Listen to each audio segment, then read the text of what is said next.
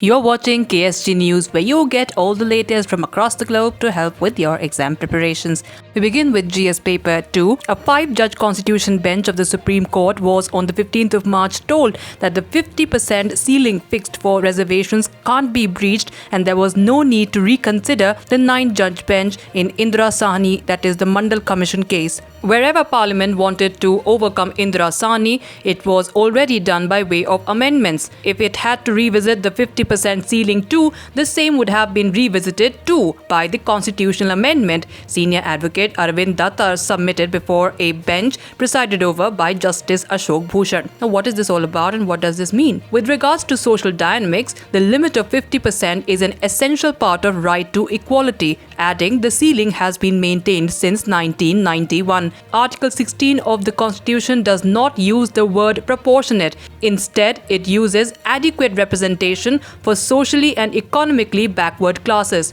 The window for increase in reservation can only be through a constitutional amendment. Two senior advocates, Dattar and Shyam Diwan, arguing on behalf of appellants against Maratha reservation, took to the court to various judgments during the day-long hearing. They maintained that there was no need to make a reference for consideration of the matter to 11 judge. Diwan said there was no rationality of reservation in PG medical courses. He also said that general category faces stiff competition as 72% of seats in PG medical are reserved for different categories. In certain disciplines, there is a super specialization, but in most other medicine courses, PG is the end of the road and there is no further super specialization. Please do not allow reservation in that category. This should be completely on merits. The bench, which decided to examine whether reservation in jobs and education could be allowed to breach the existing 50% ceiling, would continue to hear the matter on the 16th of March 2021. Shifting focus to GS Paper 3, India is the only country in the G20 forum implementing the Paris Accord commitments on renewable energy and afforestation, the government informed on the 15th of March. Minister for Environment, Forest and Climate Change, Prakash Javadekar, said there has been a net increase of 15,000 square kilometers of tree cover in the last 6 years. The pace is likely to increase as the central government has distributed 48,000 crore rupees to states last year with the direction that 80% of the money be spent on afforestation. Now, what is this all about? India is the only G20 country which is implementing the Paris commitments given through our nationally determined contributions, be it renewable energy, be it reducing emission intensity, as well as creating more forest area. Several steps taken to increase afforestation both at central and state levels, besides Green India and horticulture missions, will help give a boost to increase the forest cover in the country. The IMD, or the Indian Meteorological Department, has carried out an analysis of observed monsoon rainfall variability and changes in 29 states and union territories based on 30-year data during the southwest monsoon season. Although there is inter-annual variability, the total precipitation during the Indian summer monsoon has remained largely stable over the period 1901 to 2019 and has shown a weak decreasing trend during the recent few decades. 5 states, Uttar Pradesh, Bihar, West Bengal, Meghalaya and Nagaland, have shown significant decreasing trends in southwest monsoon rainfall during the recent 30 years, as per the IMD report. On climate change, the minister said that according to a report by the World Meteorological Organization, the average global temperature for 2015 to 2019 is currently estimated to be 1.1 degrees Celsius above the pre-industrial period, that is 1850 to 1900. The sea surface temperatures in the tropical Indian Ocean have also decreased by about 1 degree Celsius during 1951 to 2015. On an average, at present, the sea level along the Indian coast is estimated to be rising at about 1.7 millimeters per year. More updates related to GS Paper 3.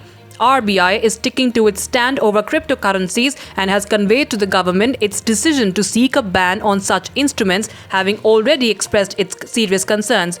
While asserting that the technology of blockchain should be encouraged, the central bank has questioned the purpose of cryptocurrencies to be labeled as a currency. It has said that a currency is a sovereign right and cannot be assigned to any individual entity. The issue of these instruments being legal is also yet to be settled. Now, what is this all about and what does this really mean? The central bank has raised security risks linked to cryptocurrencies, saying it could give rise to money laundering and terror financing because of anonymity of the transactions. The regulator believes that the steps taken by the government to restrict black money flow would be undone if it allowed cryptocurrency in the economy, as a lot of illicit cash stashed overseas may return via this route. The RBI has also pointed to the dangers to macroeconomic management if these instruments are allowed, as they would pose serious risks to the financial system of the country. In 2018, the central bank had issued a circular asking banks and other entities regulated by the RBI not to deal in virtual currencies or provide services for facilitating any person or entity in dealing with or settling VCs or the virtual currencies.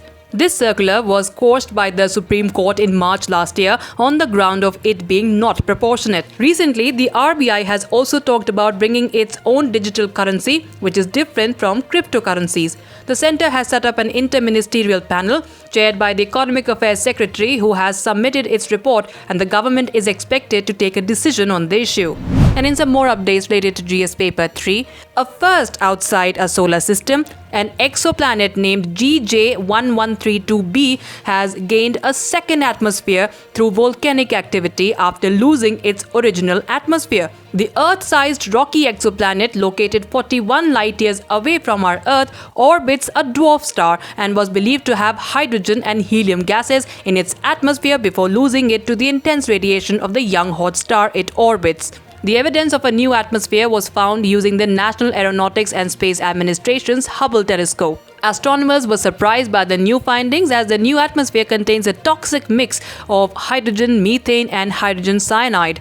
In addition, it also contains an aerosol haze similar to Earth, which is a result of photochemically produced hydrocarbons. They also believe that the planet may have a thin crust that is only a few hundred feet thick. Also, the atmosphere is getting replenished by gases seeping through the cracks on the planet's surface, which have molten lava beneath it oozing via volcanic fissures.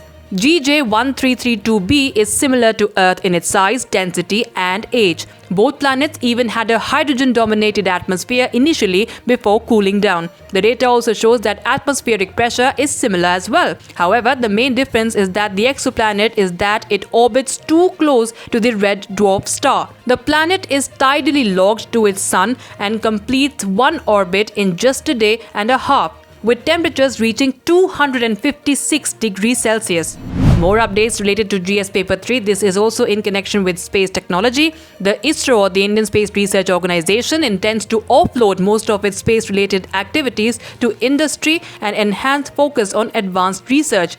This according to the chairman of ISRO, K. Sivan. This as the government opens up the sector to get private players on board. The reforms have initiated in the sector by the government in June last year to promote enhanced private participation in the space domain. It has generated enthusiasm among the industry. Now, what is the significance of this? Future of space activities is now changing. Otherwise, all the space activities were done by only ISRO. ISRO says it is now giving equal opportunity to private players to do that. K. Sivan was addressing a webinar organized by the University of Petroleum and Energy Studies on future of aerospace and avionics in India. ISRO can share its technologies with private players and is giving them opportunity to utilize its facilities. As part of space reforms for unlocking the space potential of India to enable private players to carry out end-to-end space activities, the establishment of Indian National Space Promotion and Authorization Center has also been announced. An autonomous body under the DOS, or the Department of Space,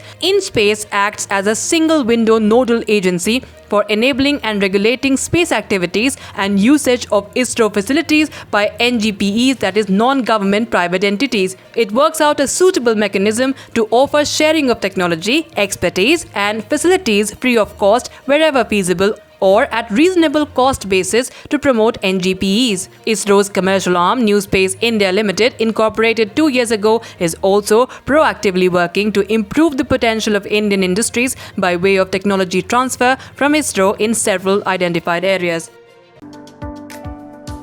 That's it in this edition of KSG News. Stay tuned for more such short, concise and informative videos.